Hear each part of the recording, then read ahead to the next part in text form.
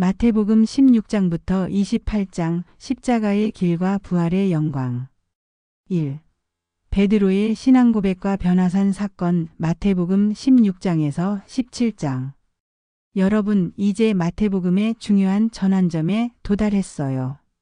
예수님께서는 공생의 초반에 천국의 가르침과 기적들을 보여주셨는데 이제는 본격적으로 자신의 십자가와 부활에 관한 이야기를 시작하십니다.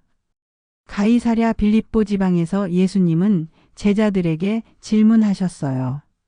사람들이 인자를 누구라 하느냐? 제자들은 세례 요한, 엘리야, 예레미야나 선지자 중 하나라고 합니다. 라고 대답했죠. 그러자 예수님은 더 직접적으로 물으셨어요. 너희는 나를 누구라 하느냐? 베드로가 대답했습니다. 주는 그리스도시요 살아계신 하나님의 아들이십니다. 이 고백에 예수님은 감격하셨어요. 바요나 시모나 내가 복이 있도다. 이를 내게 알게 한 이는 혈육이 아니라 하늘에 계신 내 아버지시니라. 그리고 예수님은 이어서 말씀하셨죠. 너는 베드로라. 내가 이 반석 위에 내 교회를 세우리니 음부의 권세가 이기지 못하리라. 여기서 베드로라는 이름은 반석이라는 뜻을 가지고 있어요. 많은 학자들은 이 반석이 베드로의 신앙 고백, 즉 예수님은 그리스도시요 살아계신 하나님의 아들이라는 진리를 가리킨다고 봅니다. 이 진리의 고백 위에 교회가 세워질 것이며 죽음의 세력도 이것을 이기지 못할 것이라는 약속이죠. 이제 예수님은 처음으로 자신이 예루살렘에 가서 장로들과 대제사장들과 서기관들에게 많은 고난을 받고 죽임을 당하고 제3일에 살아나야 할 것을 제자들에게 알려주셨어요. 이 말씀에 베드로가 예수님을 붙잡고 주여 그리 마옵소서. 이 일이 결코 주께 미치지 않으리이다라고 말했죠. 그러자 예수님은 강하게 꾸짖으셨어요. 사탄아 내 뒤로 물러가라. 너는 나를 넘어지게 하는 자로다. 내가 하나님의 일을 생각하지 않고 사람의 일을 생각하는도다. 이 꾸짖음은 그만큼 예수님의 십자가의 길이 중요하다는 것을 보여줍니다. 하나님의 계획을 인간적인 생각으로 방해하려는 것은 사탄의 일이라고 하셨죠. 그리고 예수님은 제자들에게 누구든지 나를 따라오려거든 자기를 부인하고 자기 십자가를 지고 나를 따를 것이니라고 말씀하셨어요. 이것은 그리스도인의 삶의 본질을 보여주는 중요한 말씀이에요. 그로부터 엿새 후 예수님은 베드로와 야고보와 요한을 데리고 높은 산에 올라가셨어요. 이 산을 우리는 변화산이라고 부르는데 거기서 놀라운 일이 일어났죠. 예수님의 얼굴이 해처럼 빛나고 옷은 빛과 같이 휘어졌어요. 그리고 모세와 엘리야가 나타나 예수님과 이야기를 나누었죠. 베드로는 너무 기뻐서 주여 우리가 여기 있는 것이 좋사오니 원하시면 제가 여기서 초막셋을 짓되 하나는 주님을 위해 하나는 모세를 위해 하나는 엘리야를 위해 짓겠습니다. 라고 말했어요. 그런데 말할 때에 갑자기 빛나는 구름이 그들을 덮고 구름 속에서 이는 내 사랑하는 아들이요 내 기뻐하는 자니 너희는 그의 말을 들으라는 음성이 들렸죠. 제자들은 너무 두려워 엎드렸지만 예수님이 다가와 그들을 만지시며 일어나라. 두려워하지 말라고 하셨어요. 그들이 눈을 들어보니 예수님 외에는 아무도 보이지 않았습니다. 산에서 내려올 때 예수님은 인자가 죽은 자 가운데서 살아나기 전에는 이 본 것을 아무에게도 이르지 말라고 당부하셨어요.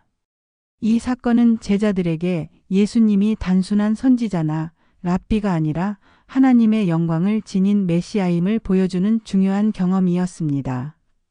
또한 앞으로 있을 예수님의 고난과 부활 이후의 영광을 미리 보여주신 것이기도 했죠. 2. 예루살렘 입성과 성전 정화. 마태복음 21장에서 23장. 그리고 드디어 예루살렘을 향한 여정이 시작됩니다. 예루살렘에 가까이 오셨을 때 예수님은 두 제자를 마을로 보내어 나귀와 나귀 새끼를 끌고 오게 하셨어요. 이것은 선지자를 통해 내 왕이 내게 임하나니 그는 겸손하여 나귀 곧 멍에 매는 짐승의 새끼를 탓도다라고 예언된 대로였죠. 예수님이 나귀를 타고 예루살렘에 들어오시자 많은 무리가 자기 옷을 길에 펴고 나뭇가지를 꺾어 길에 뿌리면서 호산나 다윗의 자손이여 주의 이름으로 오시는 이여 찬송하리로다. 가장 높은 곳에서 호산나 라고 외쳤어요. 이것은 메시아를 왕으로 환영하는 의식이었어요. 그러나 이 기쁨의 환영 행렬 뒤에는 슬픔이 있었어요. 예수님은 곧 닥칠 예루살렘의 멸망을 예견하고 슬퍼하셨어요. 예루살렘에 들어가신 예수님은 곧바로 성전으로 가셨어요. 그런데 성전 안에서 장사하는 사람들과 돈 바꾸는 사람들이 있는 것을 보시고 분노하셨죠.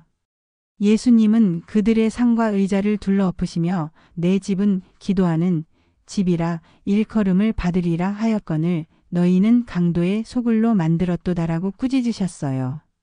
이후 예수님은 성전에서 가르치시며 많은 비유를 말씀하셨어요.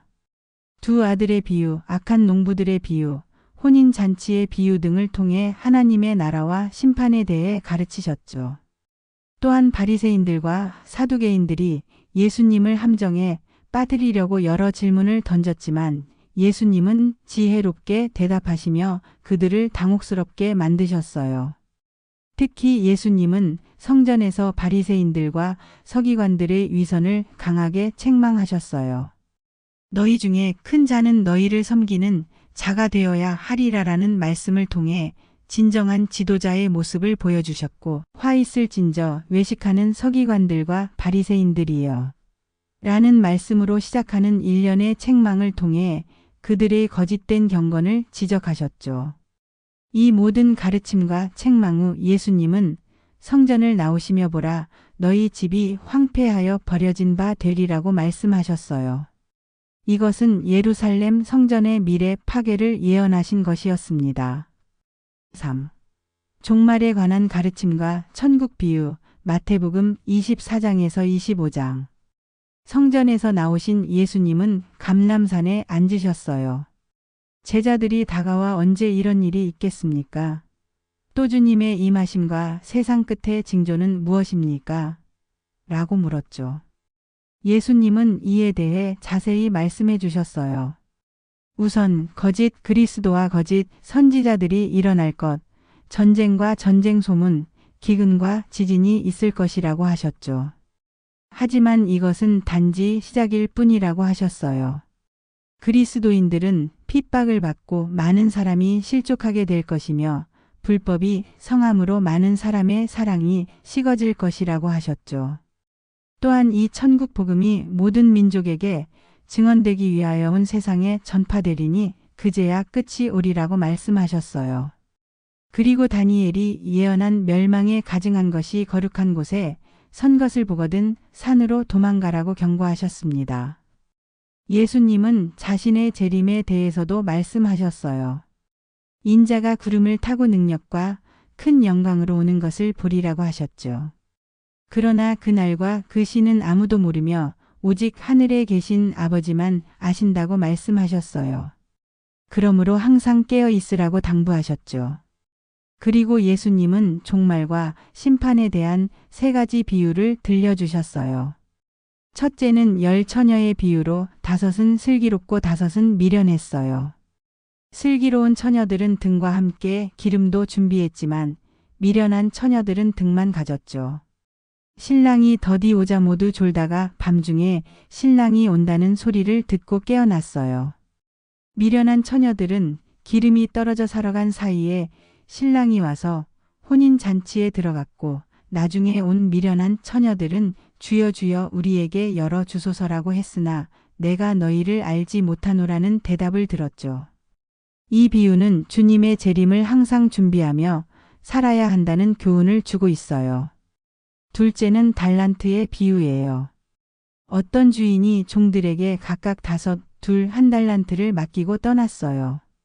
5과 2를 받은 종들은 그것으로 장사해서 2배로 늘렸지만 1달란트 받은 종은 땅에 묻어두었죠. 주인이 돌아와 계산할 때 앞에 2종은 잘하였도다, 착하고 충성된 종아라는 칭찬을 받았지만 한 달란트를 받은 종은 악하고 게으른 종이라 책망받고 그의 달란트는 빼앗겼어요. 이 비유는 하나님이 주신 은사와 자원을 적극적으로 활용해야 함을 가르쳐요. 셋째는 양과 염소의 비유입니다. 인자가 영광 중에 와서 모든 민족을 심판할 때 목자가 양과 염소를 구분하듯 사람들을 구분할 것이라고 하셨어요.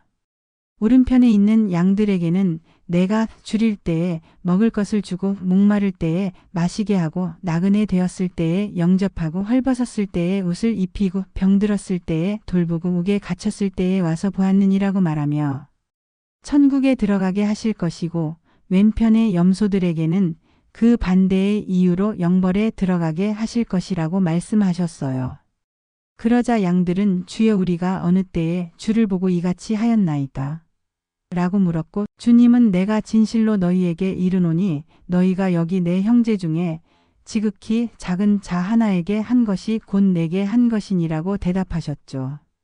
이 비유들을 통해 예수님은 우리가 주님의 재림을 어떻게 준비해야 하는지 어떤 삶을 살아야 하는지 가르쳐 주셨어요.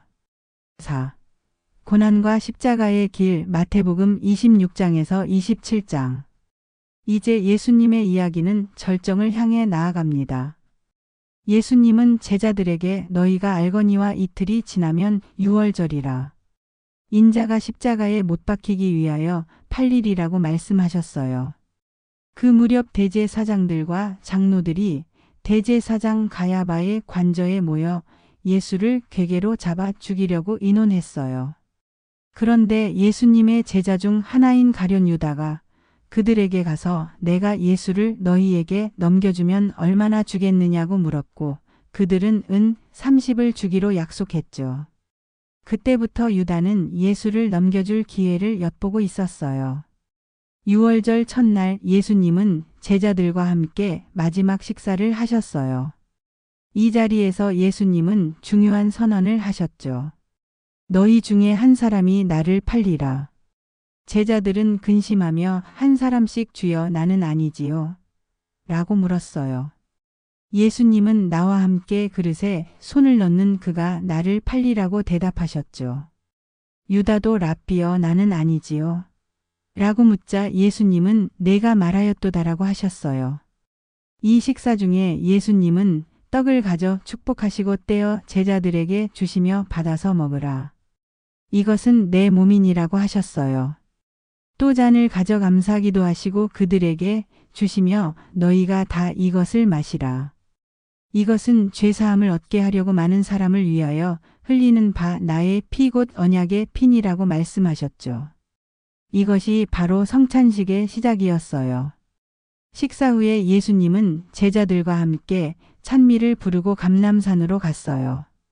그곳에 겟세마네라는 곳에서 예수님은 베드로와 야고보 요한을 데리고 조금 더 나아가셨죠. 예수님의 마음이 몹시 괴로워 죽을 지경이라고 하시며 제자들에게 깨어서 함께 기도해 달라고 부탁하셨어요. 그리고 조금 더 나아가 얼굴을 땅에 대고 내 아버지여 만일 할만하시거든 이 잔을 내게서 지나가게 하옵소서. 그러나 나의 원대로 마시옵고 아버지의 원대로 하옵소서라고 기도하셨어요. 기도를 마치신 예수님이 돌아오셨을 때 제자들은 자고 있었어요. 예수님은 너희가 나와 함께 1시간도 깨어 있을 수 없더냐? 라고 말씀하셨죠. 이런 일이 3번 반복된 후 예수님은 보라, 인자가 죄인의 손에 넘기울 때가 가까이 왔도다. 일어나라 함께 가자. 보라 나를 파는 자가 가까이 왔도다라고 말씀하셨어요. 그때 유다가 대제사장들과 장로들이 보낸 무리와 함께 왔어요. 유다는 내가 입맞추는 자가 그이니 그를 잡으라고 신호를 정해두었죠. 유다는 예수님께 다가가 랍비여 안녕하시옵니까? 하며 입을 맞추었어요. 예수님은 친구여 내가 무엇을 하려고 왔는지 행하라고 말씀하셨고 그러자 무리가 다가와 예수님을 잡았죠. 베드로는 칼을 빼어 대제사장의 종의 귀를 베었어요. 그러나 예수님은 내 칼을 도로 칼집에 꽂으라. 칼을 가지는 자는 다 칼로 망하느니라고 말씀하시고 베드로의 행동을 말리셨어요. 예수님은 무리에게 너희가 강도를 잡는 것 같이 칼과 몽치를 가지고 나를 잡으러 나왔느냐.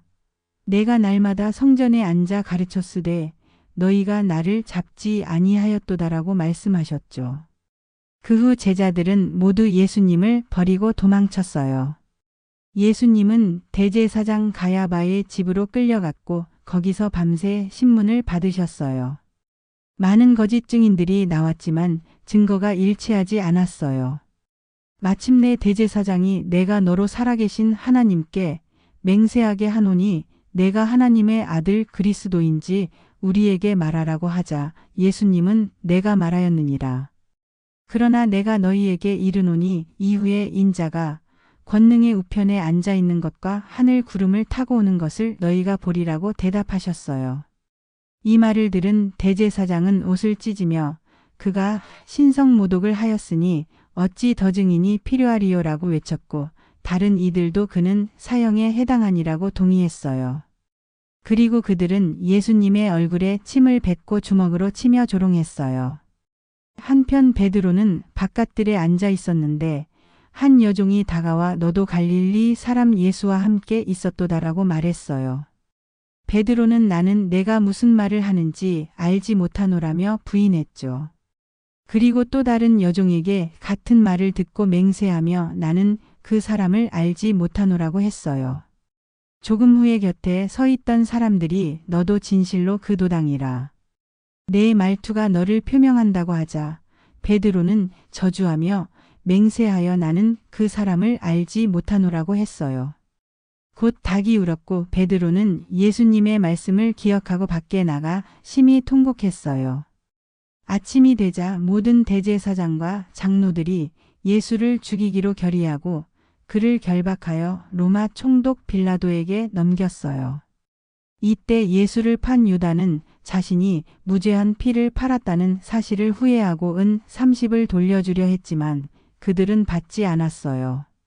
결국 유다는 그 돈을 성소에 던져넣고 나가서 스스로 목매어 죽었죠. 빌라도 앞에 선 예수님은 내가 유대인의 왕이냐? 라는 질문에 내 말이 옳도다라고 대답하셨어요.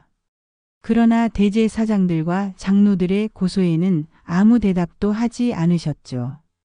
빌라도는 예수님이 죄가 없다는 것을 알았고 명절에 죄수 한 명을 풀어주는 관례에 따라 예수를 풀어주려 했어요. 그러나 군중들은 대제사장들의 선동으로 강도 바라바를 풀어주고 예수는 십자가에 못 박으라고 소리쳤죠. 빌라도는 손을 씻으며 이 사람의 피에 대하여 나는 무죄하니 너희가 당하라고 했고 모든 백성들은 그 피를 우리와 우리 자손에게 돌릴지어다라고 대답했어요. 결국 빌라도는 바라바는 풀어주고 예수는 채찍질한 후 십자가에 못 박히게 내주었습니다. 로마 병사들은 예수님을 총독 관저로 끌고 가서 홍포를 입히고 가시관을 만들어 머리에 씌우고 갈대를 오른손에 들리고 조롱하며 유대인의 왕이여 평안할지어다라고 인사했어요. 그리고 그에게 침을 뱉고 갈대를 빼앗아 머리를 쳤죠. 조롱한 후에 홍포를 벗기고 예수님의 옷을 입힌 다음 십자가에 못 박으러 끌고 갔습니다. 골고다라는 곳에 이르러 그들은 예수님을 십자가에 못 박았어요. 예수님의 옷을 제비 뽑아 나누고 머리 위에는 이는 유대인의 왕 예수라는 죄패를 붙였죠. 또한 강도 둘을 예수님의 좌우에 못 박았어요. 지나가는 사람들은 머리를 흔들며 성전을 헐고 사흘에 짓는다는 자여 내가 하나님의 아들이여든 자기를 구원하고 십자가에서 내려오라고 조롱했어요. 대제사장들과 서기관들, 장로들도 그가 남은 구원하였으되 자기는 구원할 수 없도다. 그가 이스라엘의 왕이로다. 지금 십자가에서 내려올지어다. 그리하면 우리가 믿겠노라고 조롱했죠. 정오부터 오후 3시까지 온 땅에 어둠이 임했어요. 3시쯤 예수님은 큰 소리로 엘리 엘리 라마 사박다니 즉 나의 하나님 어찌하여 나를 버리셨나이까 라고 외치셨어요. 곁에 있던 사람들은 엘리야를 부른다고 오해했죠.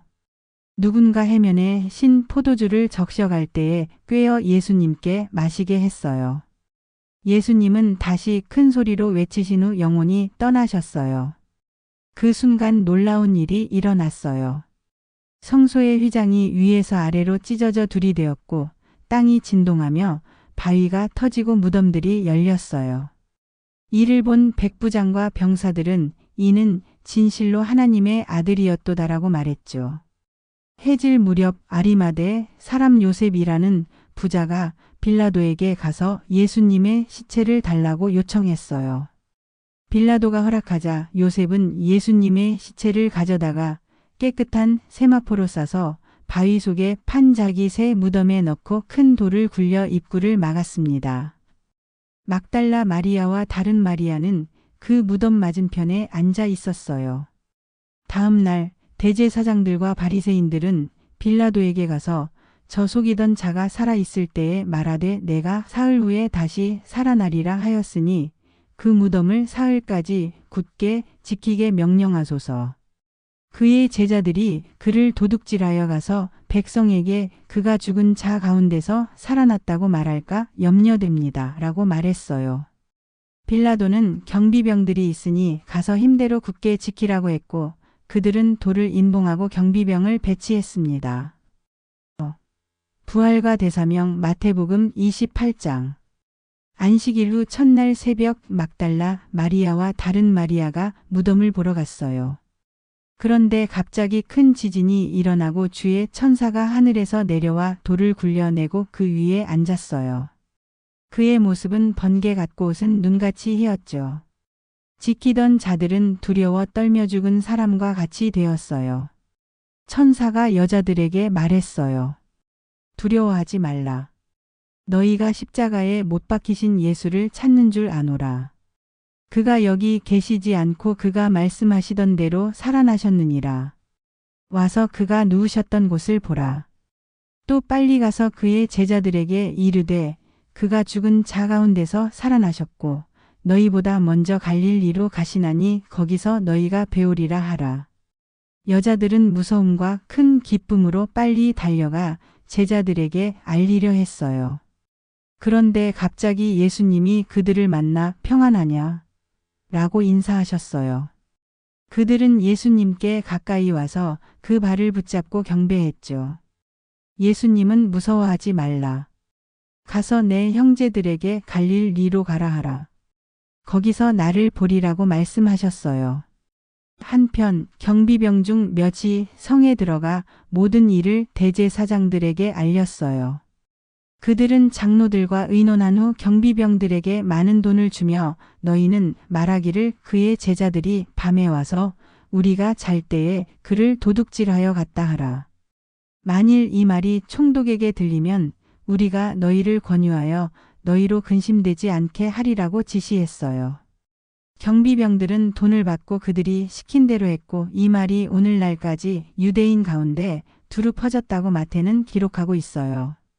하늘과 땅의 모든 권세를 내게 주셨으니 그러므로 너희는 가서 모든 민족을 제자로 삼아 아버지와 아들과 성령의 이름으로 세례를 베풀고 내가 너희에게 분부한 모든 것을 가르쳐 지키게 하라. 볼지어다 내가 세상 끝날까지 너희와 항상 함께 있으리라. 이것이 바로 대사명으로 알려진 말씀이에요. 예수님은 부활하신 후 제자들에게 복음을 온 세상에 전하라는 사명을 주셨고 그 일을 감당할 능력과 함께 하시겠다는 약속을 주셨죠. 마태복음 16장부터 28장까지는 예수님의 고난과 죽음 그리고 영광스러운 부활을 담고 있어요. 예수님은 자신이 메시아이심을 분명히 하시고 십자가의 길을 예비하셨어요. 그분은 죄가 없으셨지만 우리의 죄를 대신하여 십자가에서 죽으셨고 사흘 만에 부활하셨습니다. 이것이 바로 복음, 즉 기쁜 소식이에요. 마태복음은 이 기쁜 소식을 전하며 부활하신 예수님이 제자들에게 마지막으로 주신 명령인 가서 모든 민족을 제자로 삼으라는 대사명으로 끝납니다.